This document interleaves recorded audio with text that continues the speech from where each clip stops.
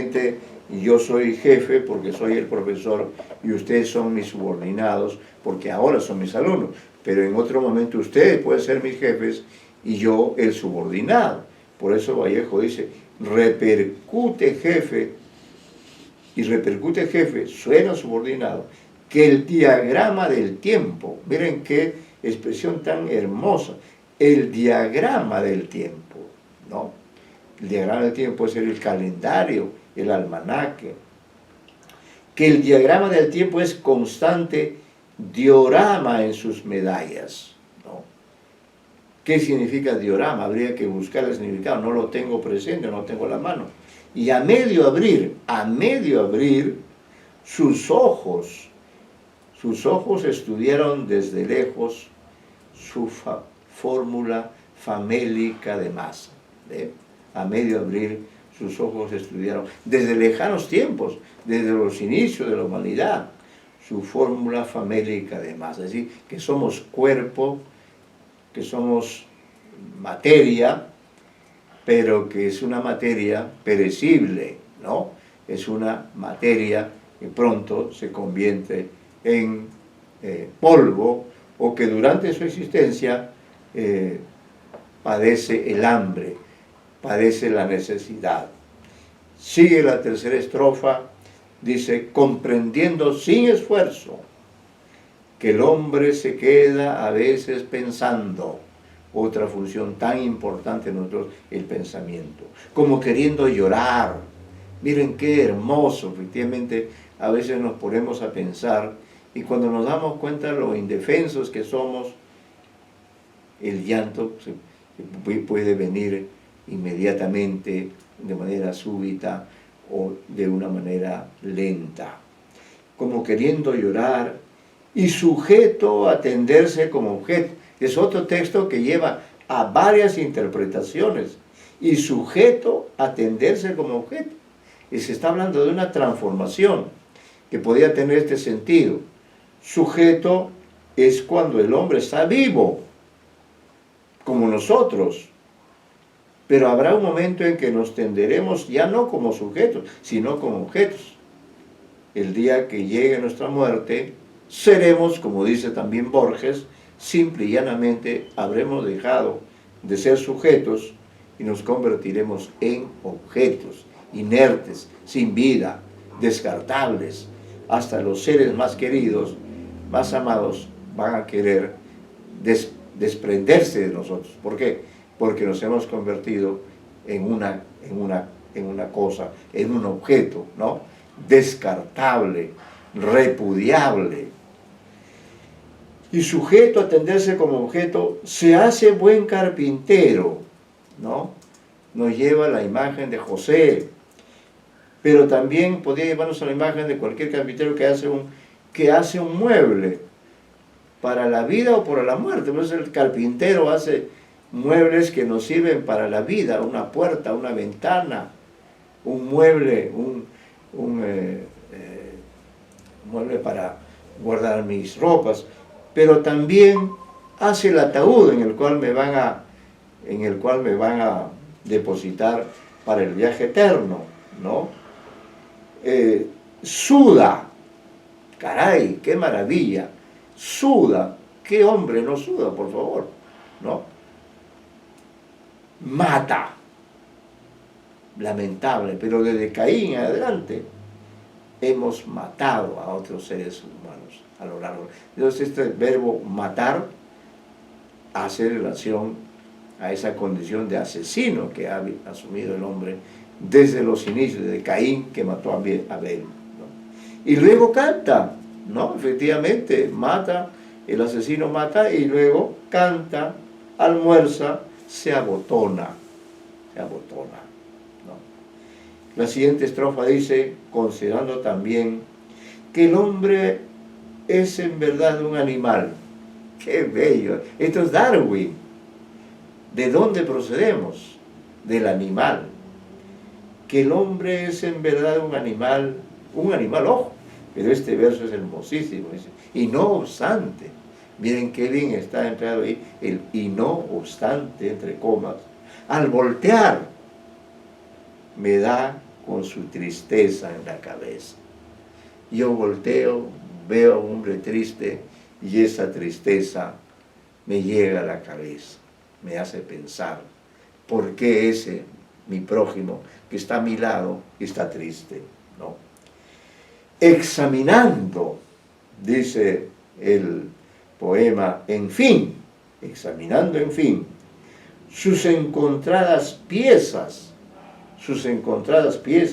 ¿a qué se refiere eso, sus encontradas piezas? A sus cosas, a las partes del cuerpo que puede haber perdido, su retrete, caray, su retrete, qué simbólico que es Vallejo, y a la vez qué preciso, su desesperación, ¿ve? Pasa del retrete a su desesperación, al terminar su día atroz, borrándolo. Hay días que son atroces, y sin embargo, termina el día y uno pasa a la dimensión del sueño y se olvida de ese día, lo borra de su memoria, aunque va al subconsciente, ¿no? Comprendiendo, dice, que él sabe que le quiero. Qué hermoso, que uno puede decir, yo quiero a mi prójimo, comprendiendo que él sabe que le quiero, que le odio con afecto. Miren ustedes esa antítesis. ¿Se puede odiar con afecto? Seguramente sí. Si Vallejo le dice sí, probablemente él odió con afecto a quienes lo metieron en la cárcel, ¿no?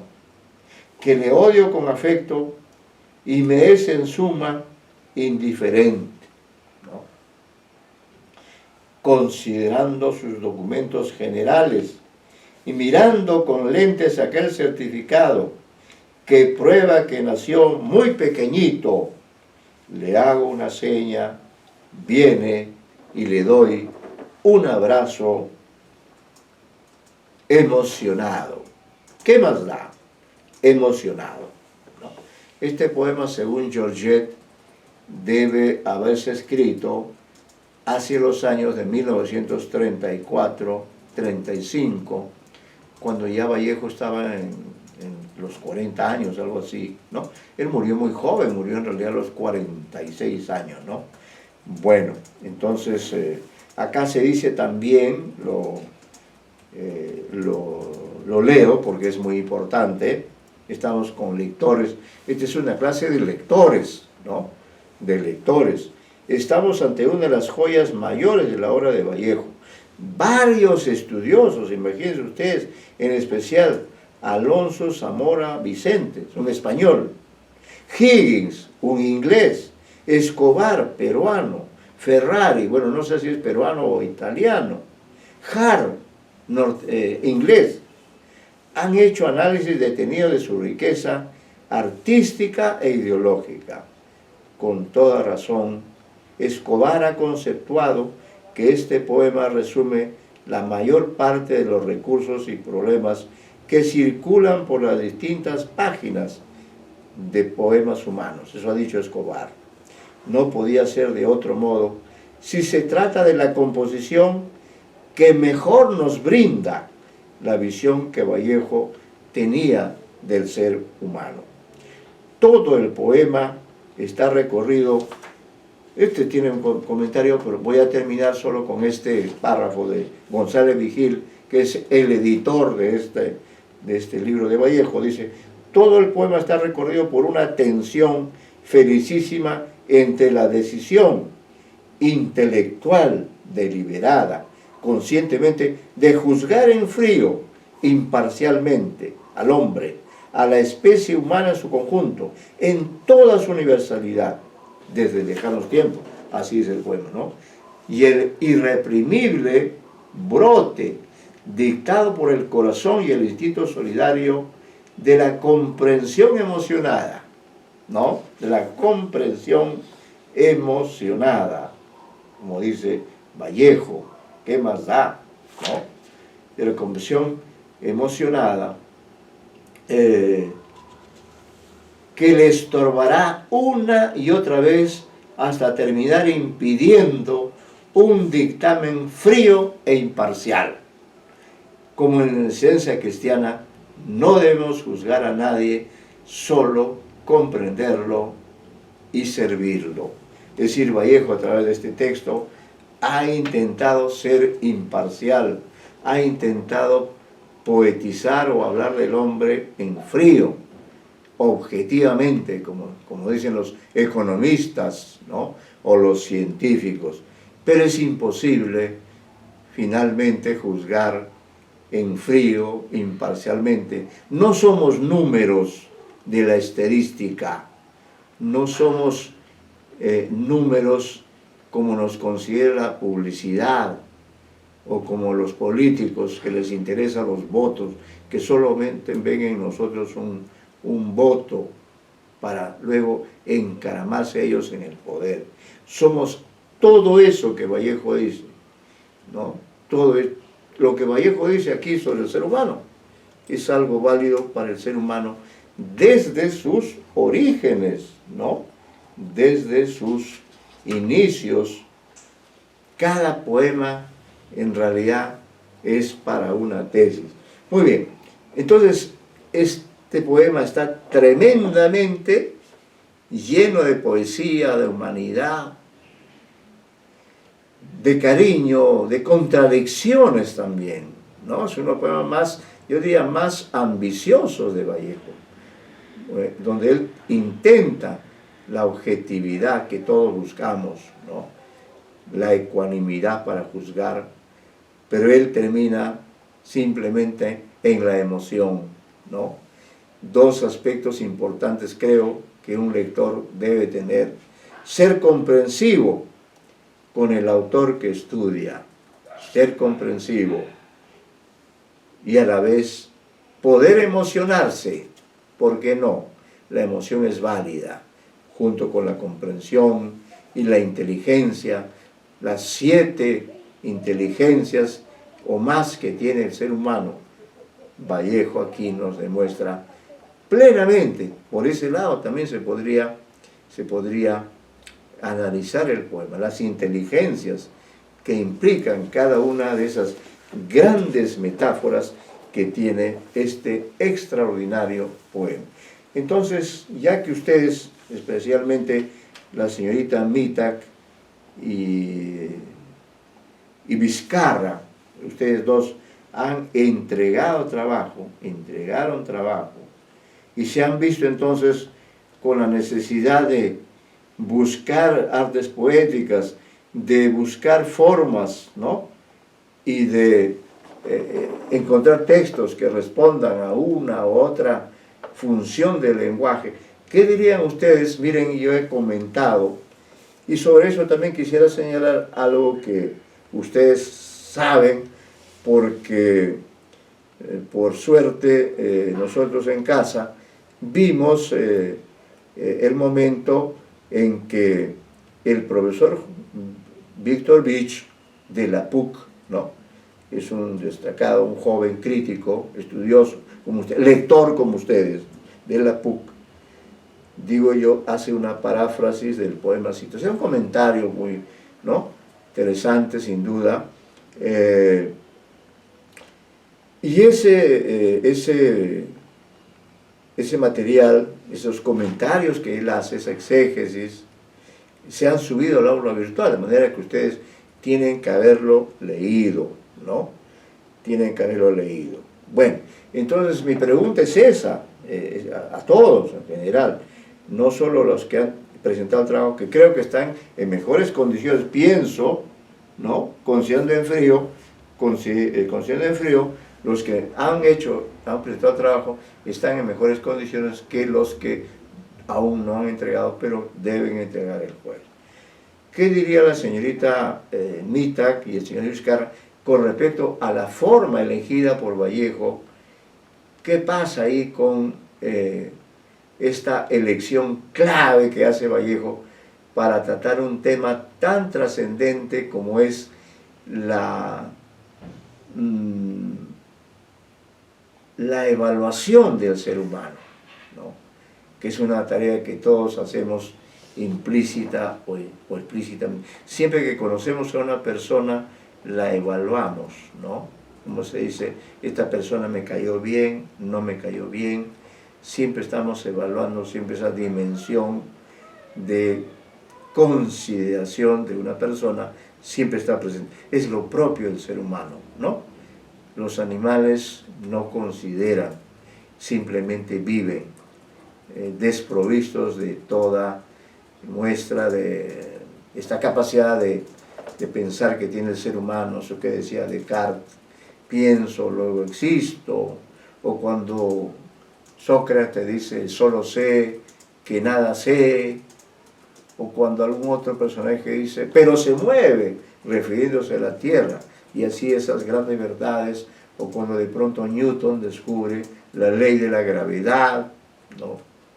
O uno de los griegos dice, eureka, eureka, ¿por qué? Porque ha hecho un descubrimiento extraordinario, o cuando dice, dadme un punto de apoyo y moveré el mundo, ¿no? A ese nivel está Vallejo, a ese nivel de sabiduría, a ese nivel de intuición o de visión profunda de lo que somos como especie. Nos estamos jugando el futuro como especie con esta pandemia. No sabemos cuánto va a cambiar el mundo. ¿Sobrevivirá el mundo a esta especie? Quizás no, quizás sí. Esperemos que sí, ¿no? Para que alguien pueda hablar, evaluar esto, considerar. ¿Qué están haciendo ahora los científicos? Están considerando imparcialmente la pandemia. ¿Pueden hacerlo? Hasta ahora no dan con la fórmula. ¿Se dan cuenta? Entonces, la acción de considerar la tragedia de la pandemia los ha llevado a ellos a movilizarse, a poner en marcha su máxima inteligencia. Sin embargo, hasta ahora no podemos. Nos hemos vuelto pequeñitos, como dice Vallejo. Nuestra importancia ha disminuido. Quizá, y ojalá, la soberbia haya desaparecido o haya bajado en los seres humanos. La soberbia, el orgullo, la prepotencia. No. Muy bien. ¿Qué hay con respecto a las formas? Esa es la gran pregunta. Recuerden que en la literatura, y ustedes son literatos de carrera como yo, y todos siempre decimos, en la literatura es importante el qué, la historia, pero más importante es el cómo, la forma, y eso también lo dice Ribeiro, ¿no? Lo importante a veces no son las ideas, sino, en todo caso, las formas en las cuales esas ideas se han encarnado, ¿no? Ribeiro también es otro autor que nos regala tremendas verdades, ¿no? A través de fórmulas, de formas también insólitas, de formas novedosas. Y eso es lo que creo que Vallejo hace. Me gustaría que lo descubran, porque creo que es una pregunta muy pertinente, propia para lectores. ¿Qué dicen ustedes? Escucho.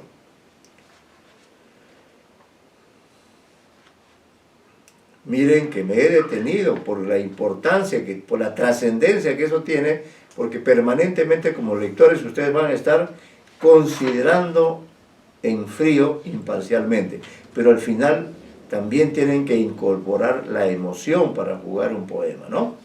Bien, con respecto a la forma, ¿qué se podría decir? Con la forma que ha empleado Vallejo, la forma poética, creo que le hemos llamado, ¿no? Profesor, con forma se refiere por ejemplo, que se parecen a dos sonetos, tiene la forma de dos sonetos y... Bueno, me parece interesante, no he contado los versos, podría Claro, ser, pero sí, su aporte, señor Vizcarra, ¿no? Sí, profesor. Sí, bueno, su aporte me parece pertinente, me parece valioso, porque usted dice, profesor, se parece a dos sonetos, ¿no?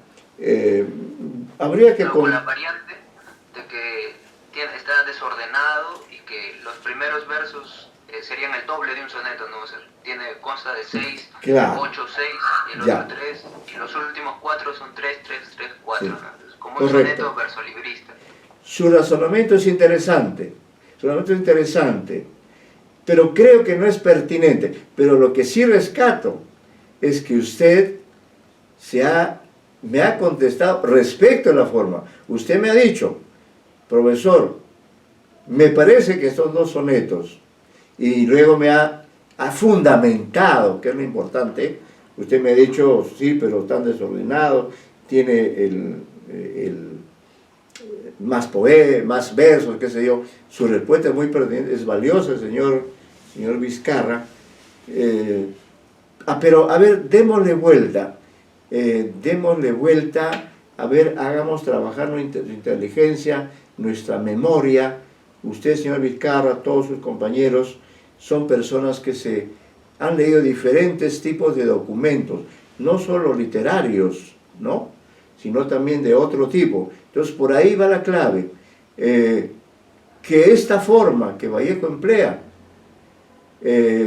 la ha tomado quizá de otro tipo de discurso.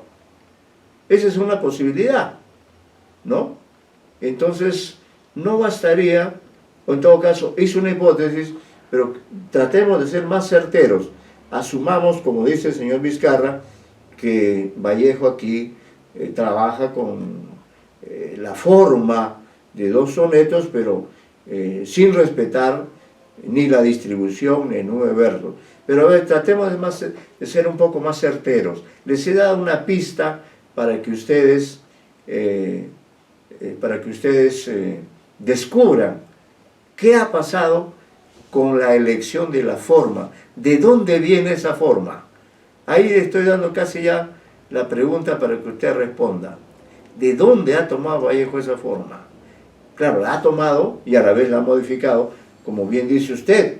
Podría ser que ha tomado dos sonetos, pero los ha desordenado. Pero me parece que otra es la respuesta más certera, sin dejar de considerar el valioso aporte que usted ha hecho. ¿Qué dice usted? ¿O qué dice en general el auditorio? Porque estamos hablando, aunque de un auditorio pequeño, pero un auditorio calificado, porque todos ustedes son estudiantes literatos, ¿no? Entonces, ustedes los literatos, yo soy los literatos, pues yo también soy literato, ¿no? Más añejo que ustedes, mucho más añejo que ustedes, pues siempre estoy pensando en las formas. Claro, estoy pensando en la poesía. Entonces veo en los comentarios, que ya no he leído, pues ya no es pertinente que lea, quizá ahí coincida con lo que yo estoy pensando, pero me da la impresión, hasta donde puedo ver, que no se ha considerado ese aspecto, ¿no? Lo cual me satisface, porque quiere decir que yo como lector he visto, ¿no?, he visto un aspecto de la forma que no han visto, hasta no puedo decir, no, sí, aquí hay un testimonio, ¿no? Aquí hay un testimonio que sí tiene que ver con lo que yo he pensado también, ¿no? El autor es Gutiérrez Girardot, un distinguido crítico, me parece, uruguayo, ¿no? Bueno, y tiene que ver, la respuesta también está en la biografía de Vallejo. ¿Ve lo importante que es un trabajo de análisis? Porque para encontrar las respuestas a las cuestiones, a las interrogantes que plantea un trabajo, hay que recurrir a la biografía, hay que recurrir a veces a la imaginación, y en este caso sí, conocer, claro, no todos conocemos al mismo nivel la biografía, pero si pensamos en la biografía, en la formación intelectual de Vallejo, ¿no? Ahí podríamos dar con la clave. Yo no se los voy a dar, pero en todo caso tienen ustedes también el video de profesor Beach. ¿Lo han visto? Señorita Mita, que usted tuvo oportunidad de ver el video de Víctor Beach.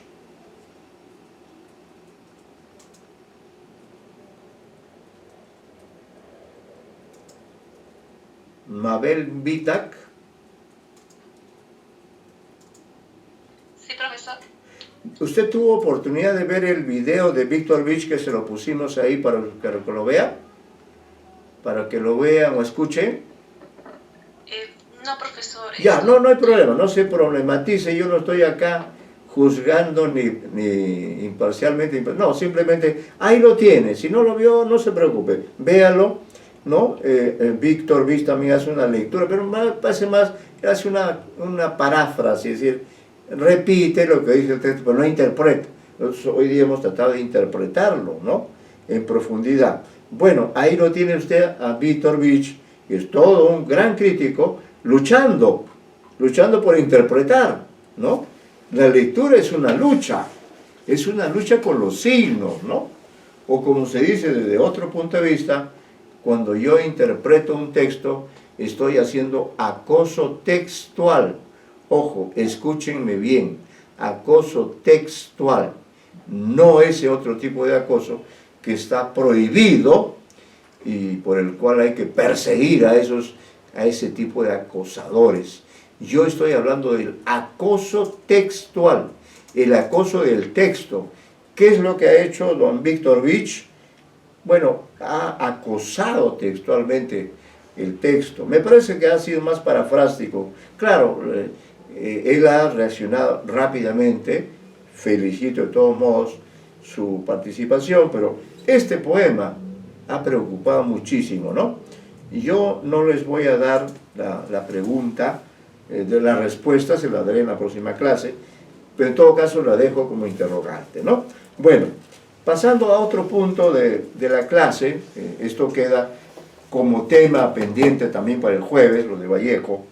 Pasando, también se les envió a ustedes un material audiovisual sobre la vida trágica de Rubén Darío, ¿no? Que vivió también en realidad 4 décadas y un poco más, porque había nacido en 1867 y murió en 1916, ¿no? Y ese material nos permite pues comprobar que su vida fue muy agitada, muy, como dice el título del material, fue una vida trágica, así es, fue una vida muy, muy trágica. Yo no me imaginaba cuán trágica había sido su vida, con datos sobre su agitada y viajera existencia. Se pide a los estudiantes que a partir de los datos ofrecidos puedan elegir algunos temas relevantes acerca de la literatura o de la actividad cultural de Rubén Darío, uno de los más grandes intelectuales de fines del siglo XIX y de las primeras décadas del siglo XX. A modo de ejemplo, señalaremos los siguientes títulos. ¿Cuál es el sentido de haber visto este material? ¿Para qué me sirve a mí, en tanto lector, en tanto especialista, literato especialista en temas de mi campo de trabajo? ¿Para qué me sirve haber visto este material de un autor que se murió ya hace mucho tiempo, ¿no? Pero cuya presencia es indudable para usted y para mí? Yo cada vez aprecio más a Darío, y ahora que he conocido datos que francamente no había tenido así tan a la mano, ¿no? Lo importante de haber visto este material es que a partir de él, en tanto lectores, ustedes tienen la posibilidad de generar temas. Es decir, la lectura de este material debe a ustedes generado la posibilidad de elegir ciertos temas sobre los cuales trabajar. Se lo planteo como una habilidad que deben tener. Por favor, ahí está lo importante. Les estoy poniendo situaciones o casos tomados incluso de la política peruana, ¿no? A propósito del texto de Vallejo, estoy siempre tratando de meter la actualidad dentro de este trabajo duro que es el trabajo con los textos, y por eso digo acá, se pide a los estudiantes que a partir de los datos ofrecidos pueden elegir algunos temas relevantes acerca de la literatura o de la actividad cultural de Rubén Darío. Porque ojo, cuando ustedes sean profesionales, quizá ya lo sean en algún otro campo, pero cuando ustedes sean ya titulados o graduados en el campo de la literatura, se van a ver obligados a escribir, a leer y escribir constantemente, ¿no? Y entonces, y lo digo por experiencia propia y ajena, pues soy un hombre de muchas décadas de trabajo intelectual y con producción escrita y publicada, y sigo trabajando, ¿no? Entonces, cualquier tema que usted lea puede ser materia prima para escribir un texto, ¿no? Para escribir un texto. Es un reto, ¿no? Es un reto para mostrar la inteligencia, la agudeza, precisamente la competencia que ustedes deben tener ya, porque son alumnos de literatura. Yo he puesto acá algunos ejemplos, ¿no? Yo vi también con atención, tomé mis apuntes, ahora ustedes me contarán algunos de esos apuntes, pero hecha la lectura, como dicen los del campo de la comunicación, hecho el visionado, no es visionado por si acaso con C, sino con S, ¿no? No es que sea un vicioso, no, vi el video. Entonces, a partir de la vida del video, pensé que algunos temas que podían ser de interés incluso para tesis universitarias, ¿no? Yo podría trabajar el tema del periodismo en la vida laboral y literaria de Rubén Darío. Y eso es importante porque ustedes tampoco saben cómo les va a ir en el futuro. Yo les deseo que les vaya muy bien, pero quizá el trabajo del literato pues no siempre ofrezca esa posibilidad. Entonces, ¿qué hicieron dos grandes escritores sobre los cuales estoy trabajando también? ¿Qué hicieron Rubén Darío y César Vallejo? Enormes escritores, geniales escritores. La pasaron mal en el plano de lo económico, en el plano de lo prosaico, ¿no? Porque quizá estaban muy pensando en la poesía y no pensaban mucho en que, como dice Vallejo, el hombre tose, el hombre tiene que ir al retrete. No pensaron en las necesidades elementales de comer, de alimentarse, de vestirse.